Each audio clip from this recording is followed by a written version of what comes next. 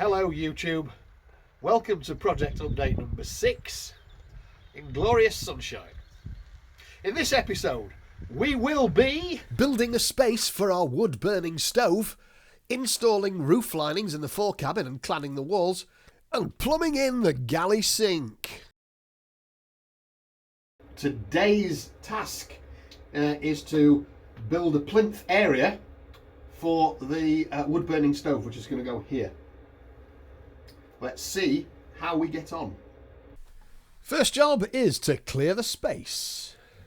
So we've got a kind of we've got two panels, two dividers, still both not attached, and I'm using this as a straight edge to go to define the outside of where the galley is going to be.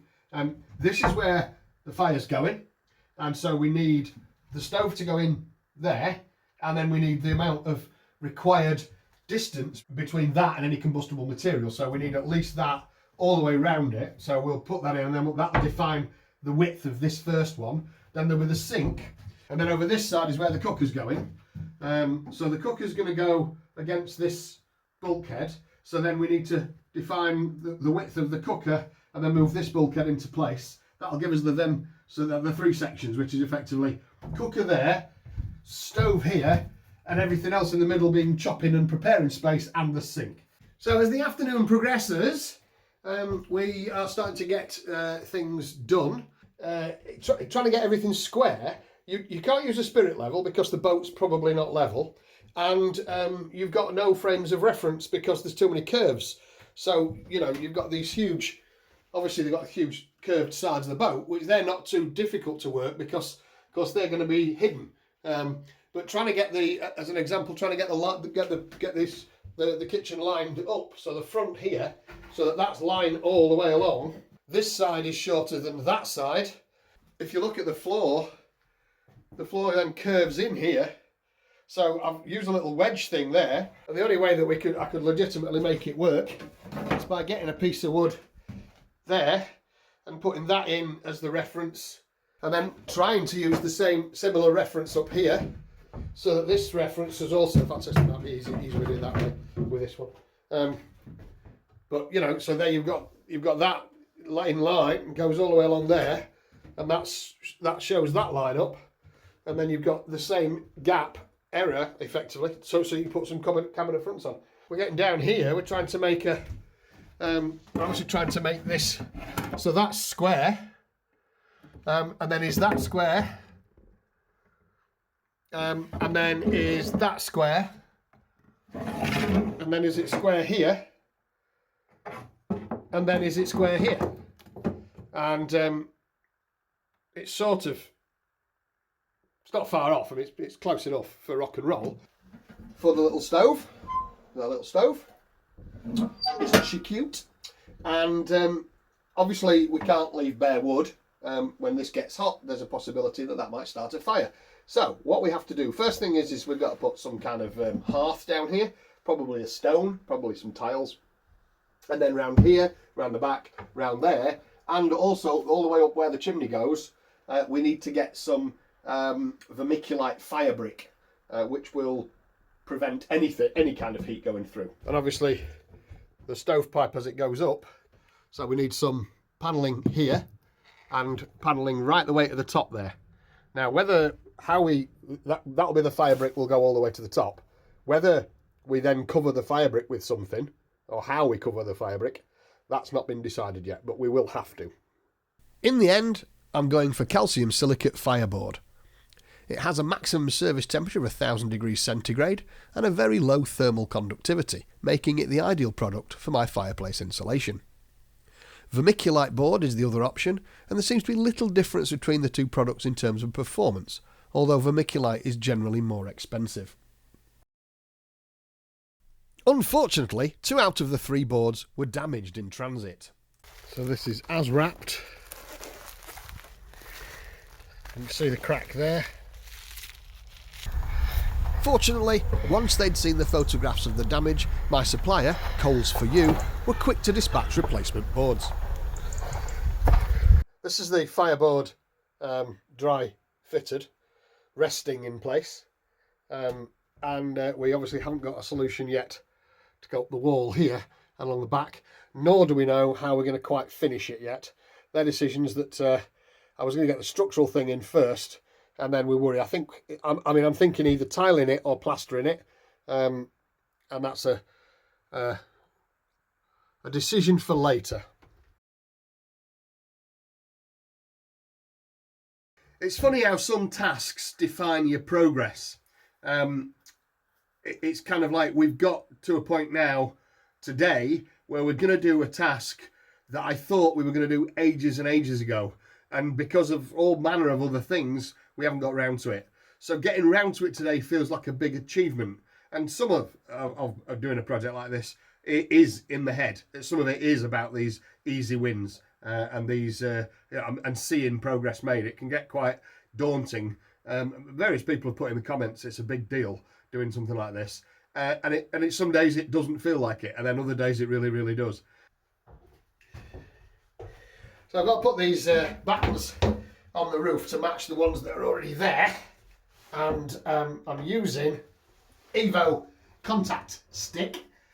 So what I've done is I put some on that, put some on there, and left it for around about 15 minutes. So, and it's very hot today, and hopefully that will mean that sticks pretty much straight away.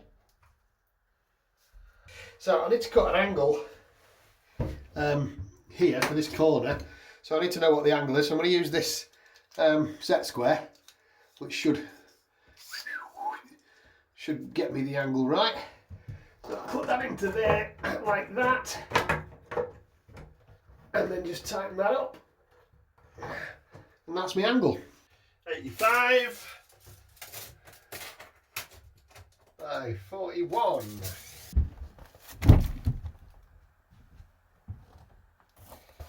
And there it is, the insulation.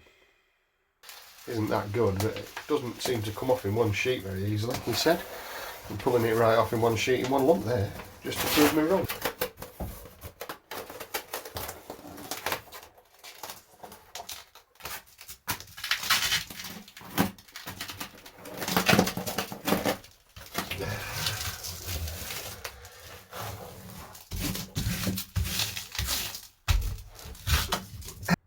So there's the nice shiny wall.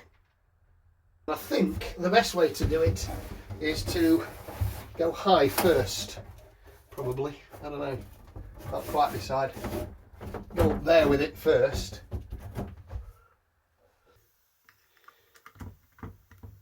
$15mm brad nails.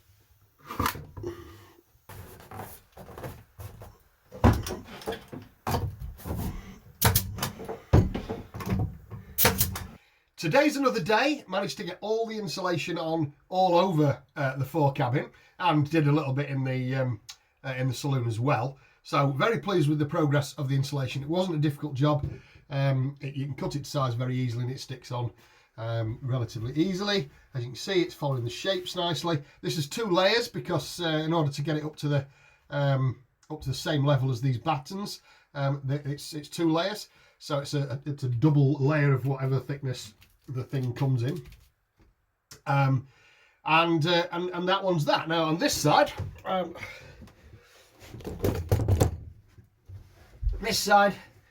put the first piece of cladding in, which is the light oak 3.6mm. That's in and up, which is good. Now this piece, originally I just rested this up here. You see there. Hang on.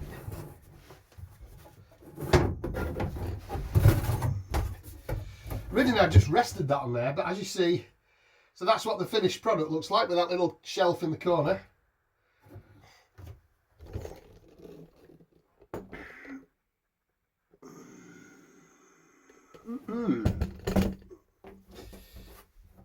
That shelf is a really useful, important tool.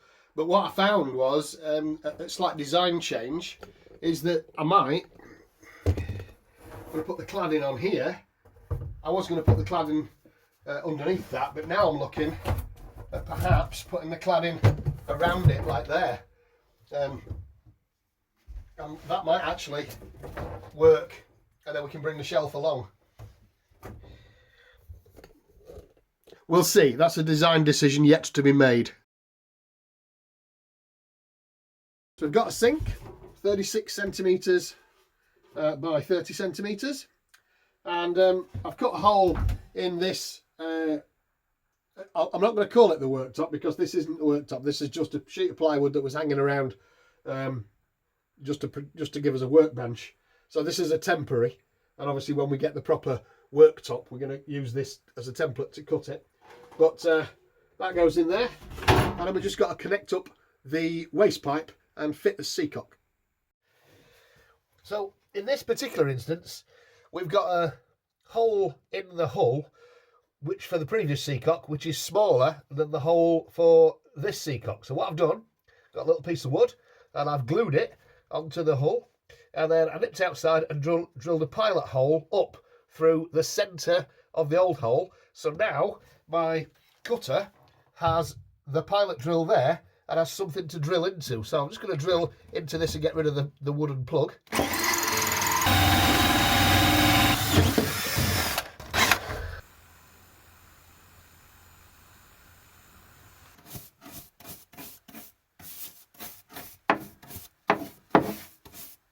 Put the gloves on before we touch the fiberglass to make sure. Doing that. Have a little file round.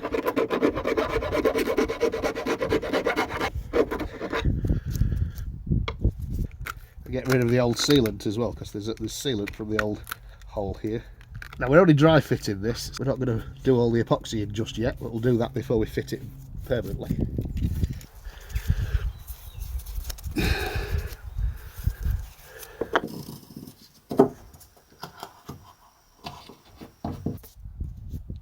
Just to hold it in place, well, we're going to screw the nut on the other side. Back in ring. One of those like that. Now this'll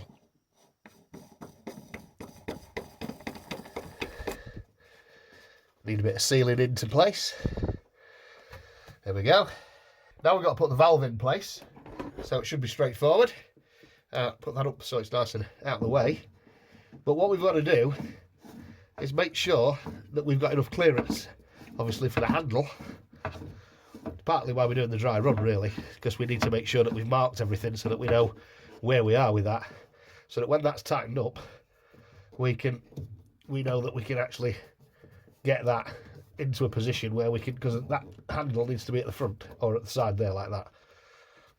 So we need to make sure that that handle is all done there. Now we can mark all that, so then we can get to that and open it up, or close it, sorry, and then open it up like that. Now, next thing then is putting on the old the tail,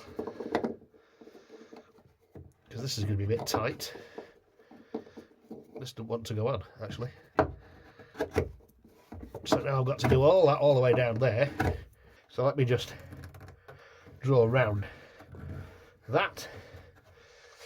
And then remove the whole thing, in fact, because got to drill a hole, of course.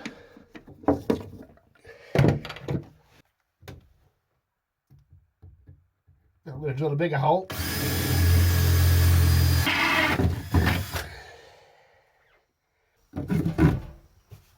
Good.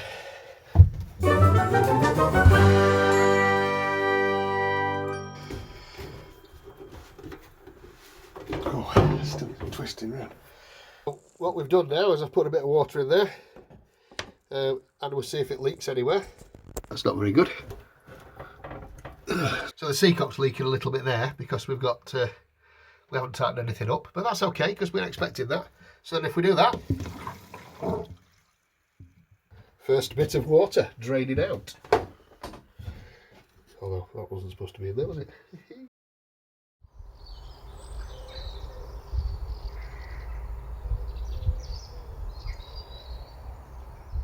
It's a misty, moisty morning. It's got an autumnal feel to it.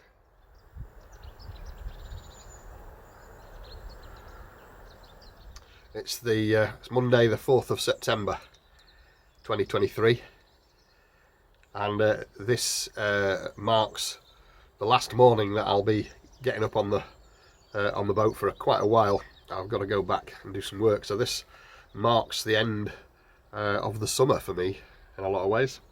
And I just want to briefly address the psychological effects of taking on a project like this. As I come to the close, to the end of my free period where I can put a lot of effort into the boat, I'm not quite where I wanted to be. So yeah, it feels a little bit like, as I say, there's low points and high points, and this is probably a low point.